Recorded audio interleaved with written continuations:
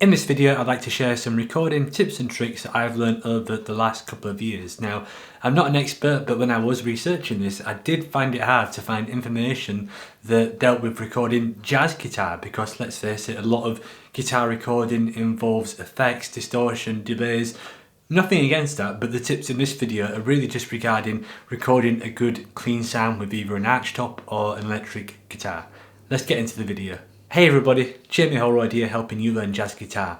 If you're new around here and you'd like a structured guide to learning jazz guitar, then please check out the link below to my free beginner jazz guitar ebook. As hard as it can be, recording yourself is one of the most important ways that you can review your own playing and progress as a musician. The more you do this, the more comfortable you get with it, and ultimately the better you become. It really helps you focus on what you're doing and what you're not doing sometimes. So if you haven't started recording yourself already, then really all you have to do is use your phone, the camera that's built into your phone, and just put it on selfie mode and start recording and get into it. The first way that you can record your own playing is probably the method that I use the most, and that is just simply using your phone.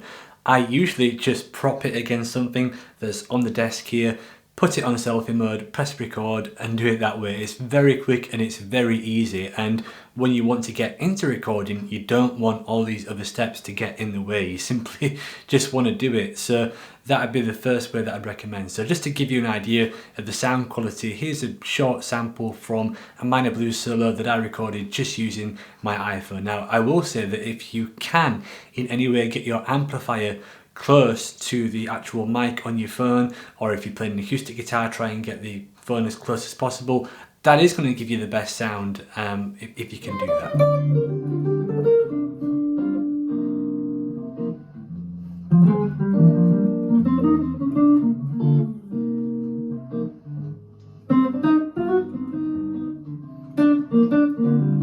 The next method is one step above that. So some amplifiers have what you would call a direct out or an XLR input, and that means that you can either connect your amplifier to your computer, or sometimes you might need an audio interface depending on what output method you've got there, and that means that you can record yourself while hearing yourself through an amplifier. So that can, if it simply is just a direct out from your amplifier, you might just need one lead to connect that to a USB port. So that's quite a simple way that you can really improve your sound quality, because if you're using just an iPhone or something like that, then you're going to be getting a lot of the sound of the room, where if you're using something that's direct, you get a much more focused and usually cleaner recording.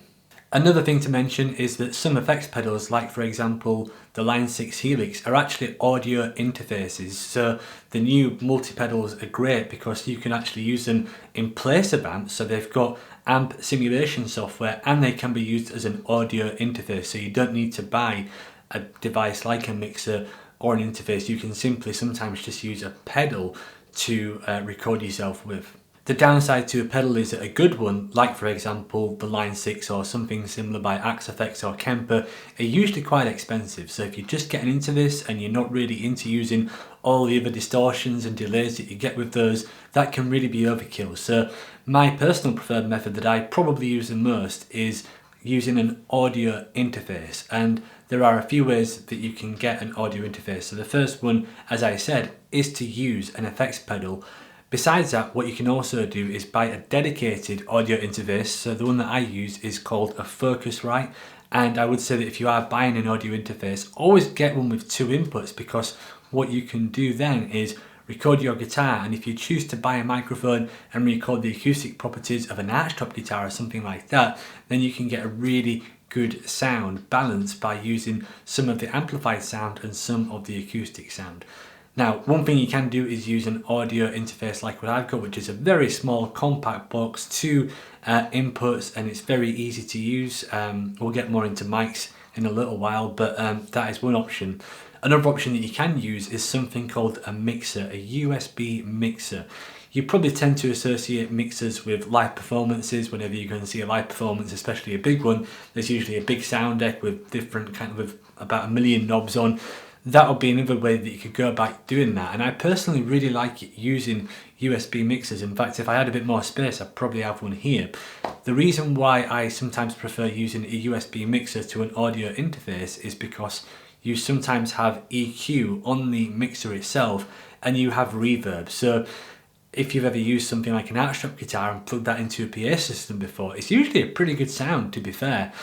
So I think that if you can just get an outstrap and plug it into a USB mixer, maybe just add a little bit of reverb and EQ it a little bit, you could probably get a very good sound just using that, and that's quite a simple way to get a good recorded sound.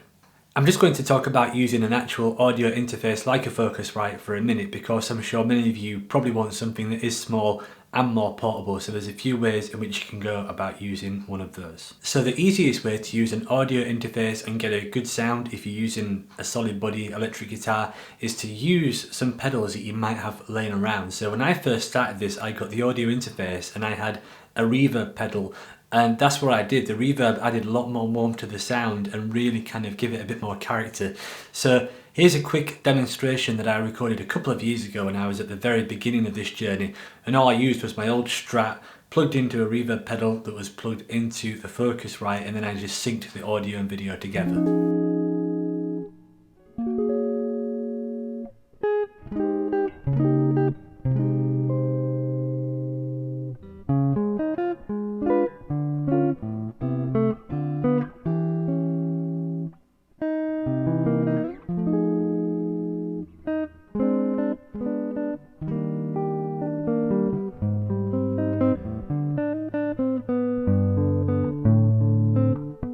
If you do have any of the pedals laying around, like for example an EQ pedal or a delay, and there are even some cheaper guitar amp pedals that do a really good job, I'm sure if you use those you probably get an even better sound.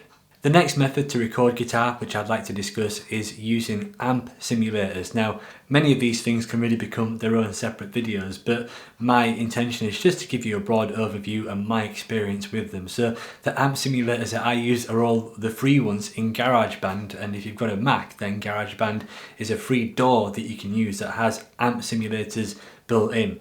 Now, I will say this, there's quite a few amp sims on GarageBand. I find that about 3 of them are really good, but most are kind of unusable and not particularly great sounding. So there are a couple that you can use. Now, the big advantage to using a DAW, in my opinion, like GarageBand or Reaper or Logic, is that you have a lot of options on the software itself. So for example, when I record on GarageBand, you can EQ the sound after you've recorded it, you can change the reverb after you've recorded it. Sometimes if you're recording things live, then what you record is what you get. Whereas if you record on GarageBand, if you listen back to it and you think that's got too much reverb, too much delay, you can change the sound. It's got a noise suppressor, I think it's called. So if you're a single coil user like what I am and things get noisy, you can pull that up and it will get rid of all the background noise, which is tremendously helpful for recording. Here's a quick example of me using a GarageBand amp sim with my old Strat. The backing that I used is just from Aerial Pro. I basically exported the backing as a WAV file or something like that, put it in GarageBand and did all the mixing myself. So like I said, I'm not an expert, but I think that this is a pretty good result in regards to a recorded guitar sound.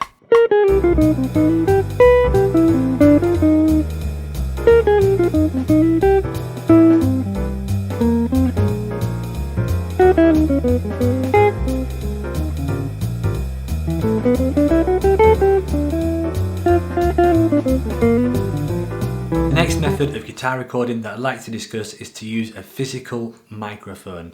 Now, there are basically 2 types of microphones that you can get for a computer, which are USB mics and XLR mics. So in my opinion, XLR mics sound way better. You've got much more control over the sound and they're much warmer sounding. So that is definitely the pro to having an XLR mic, but the con is that you will need an audio interface like what I have to plug the XLR into, which then connects to your computer. If you have a USB mic already laying around, then I would just recommend using that to begin with to get used to it. What you want to do is, with a microphone, is try and get that, if you're using an electric guitar at least, as close to your amp as you can, within reason. So there are different results when it comes to miking an amp. Sometimes you can move your amp a little bit, your mic a little bit further back from the amp and get a good sound. Some people like to have the mic right on top of the amp. The positioning as to whereabouts the cone is can also affect the tone of that. But generally speaking, if you're a beginner, just try and get your mic reasonably close to the amp, and that's going to improve your sound massively. If you are going to use an XLR mic, like which I do, then I highly recommend searching out for a condenser mic to begin with. The one that I use, I think, is called an AKG P120. It's fairly inexpensive, but to be honest, I've heard some really good results from students also using really cheap £40, £50, $60 condenser mics off Amazon. When you are researching guitar amplifier mics, the one that comes up all the time is the SM57, and of course that is a great classic mic that you can use to record guitar with, and it is a classic mic for a reason. The biggest problem with that, in my opinion, is that if you're using kind of a budget or a beginner audio interface like what I am, then the SM57 is what you would call a dynamic mic, which you don't really need to know the ins and outs of that, but one thing you do need to know is that those type of mics require a lot of gain. So I actually had an SM57 for a while, and I had to have the gain so high on the audio interface for it to pick up anything that I actually ended up selling it, because if you've got a condenser mic, then you can put a bit of phantom power on, and usually I don't have to have the gain so high to get a good sound from an SM57. So that's just my 2 cents. Obviously, if you're a bit more advanced and you've got, I don't know, maybe like a booster for a dynamic mic or a powerful audio interface which is a bit more expensive, then that might not be a problem for you. The only con I would say to just miking your guitar amp is that the results can sometimes be quite dry. If you're recording in a room that's not got good acoustics or good reverb and you've just got the mic close to the amplifier, it's a sound that's kind of very in your face. So what you tend to have to do if you want to get a really good sound, I think, is to try and do a little bit more mixing, maybe a little of compression, maybe some more reverb. So what you can do is use something like a DAW, like GarageBand, to record the sound from your guitar mic, and you can make the sound a little bit prettier once you've recorded it. You can, however, and something that I have done is simply I've just recorded using a mic in front of the amp, and that is sometimes a good result as well. It just depends on how good, I guess, you want the sound to be and how polished of a result you want. For example, if you really want to go to town, one of my favourite recorded sounds that I've ever got from home recording is to have 2 condenser mics. I place one in front of the amp to get the amplified sound, and I place another either in front of the guitar neck, maybe around the 12th fret, or in front of the F holes on an arch-strap guitar, and then I like the sound of both an acoustic and electric sound mixed together. But of course that is a little bit more complicated. You're going to have to spend more to get 2 microphones, and there's more space and things like that, but it is a sound, in my opinion, that is actually worth pursuing and checking out. Another way which you could get that same sound is you could simply use a condenser mic to pick up the acoustic properties of your archtop, and you could plug direct into maybe an audio interface, and you could have an amp sim in GarageBand, and you can also do it that way. So let me give you some examples of what I've just talked about. The first one is a recording of me just using a mic in front of the amp. This was so simple to set up because what I did was I used the software Zoom. On Zoom you can record yourself, and you can record video probably from a webcam or even your phone, and you can select the audio to be an audio interface. So what I did for this one is I just used a video from my webcam, and I used the audio from my Focusrite, which I have set up for my Zoom lessons anyway, and I just put a mic in front of the amp. So this has got no processing, no compression. This is pretty much the raw sound of the mic picking up the guitar sound.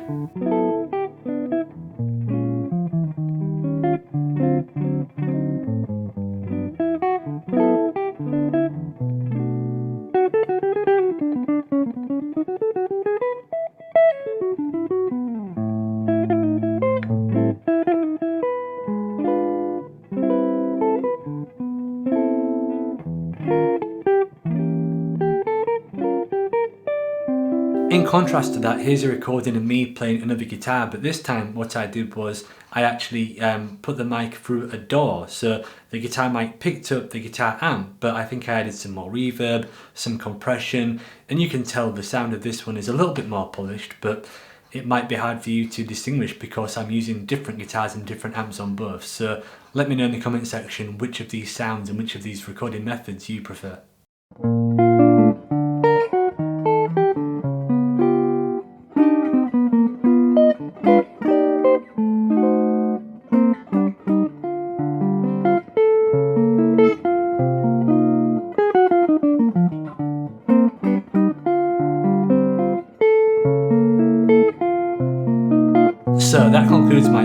personal journey with home recording so far.